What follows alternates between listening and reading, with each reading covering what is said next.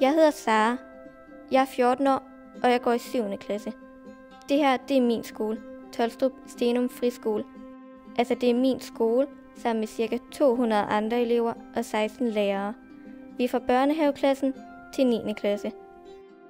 Jeg er ret vild med at gå på Tolstrup Stenum Friskole. For mig betyder det meget, at det er en friskole. Det betyder, at den ikke er så stor, så vi kender alle sammen hinanden. Og det gode er, at de ældste elever tager sig af de mindste. For eksempel er vi nogle gange over ved de små i børnehaven og læser højt for dem. Og så er der også masser af aktiviteter. Hver morgen begynder for eksempel med morgensang.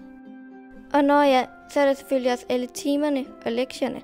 Dansk og matematik og engelsk og alt det der. Det er spændende, men det kan også godt være hårdt. Men så siger vores forældre, at det er så meget godt at være god til noget.